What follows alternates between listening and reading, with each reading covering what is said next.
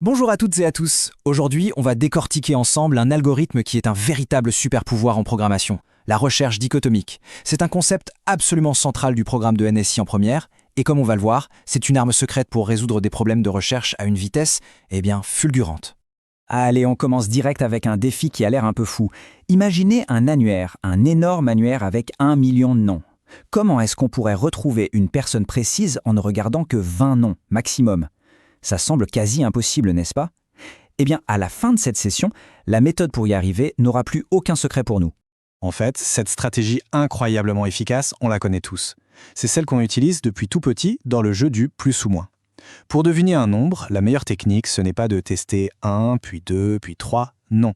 C'est de couper en 2 à chaque fois. C'est plus grand ? Ok, je cherche dans la moitié supérieure.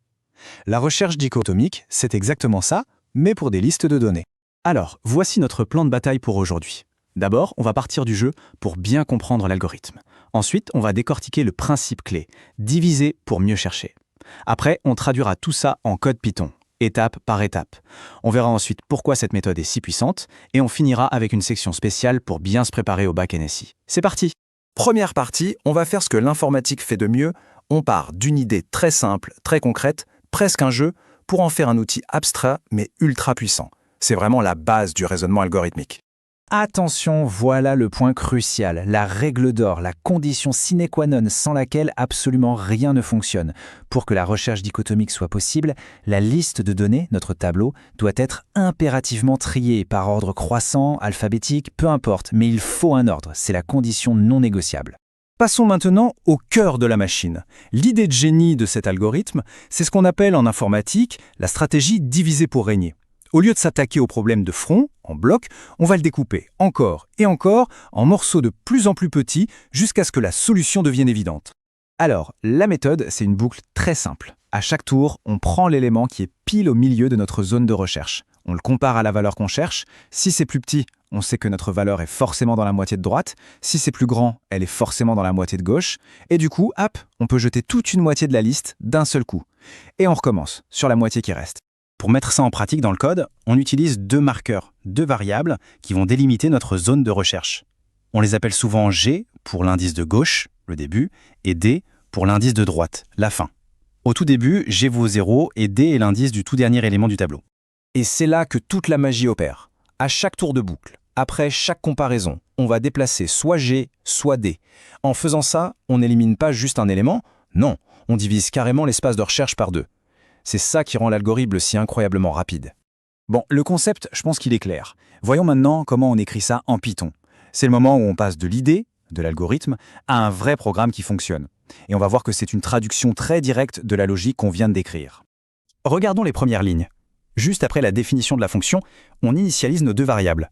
G égale 0, ça veut dire que la recherche commence au tout premier élément. D égale len de t moins 1, elle se termine au tout dernier. En gros, on dit simplement au programme, pour l'instant, cherche dans le tableau tout entier. Ça, c'est le moteur de notre algorithme. La boucle while G supérieur ou égal à D est essentielle.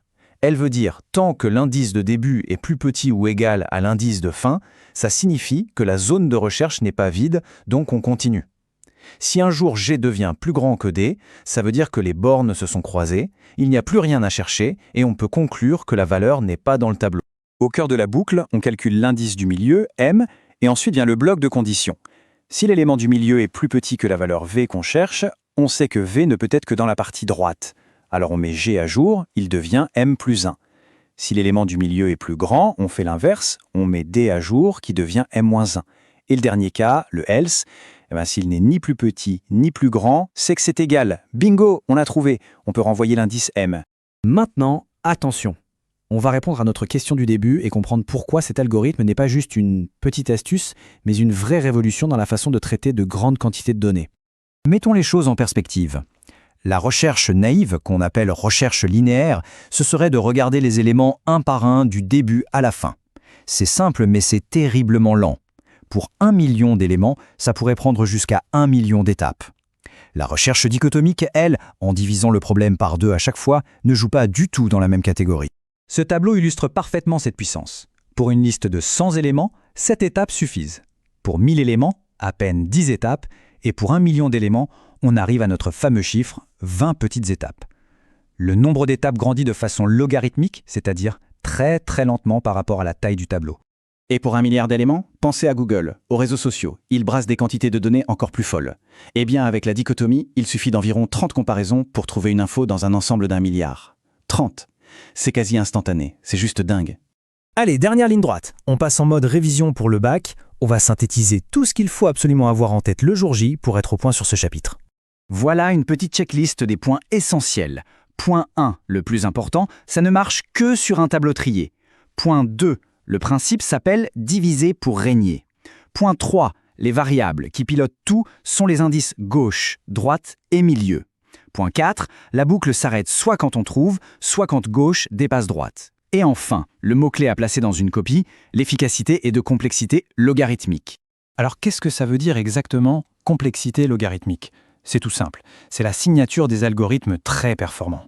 Ça veut dire que même si la taille des données est multipliée par 1000, le temps de calcul, lui, n'augmente que de quelques unités. C'est exactement notre cas ici.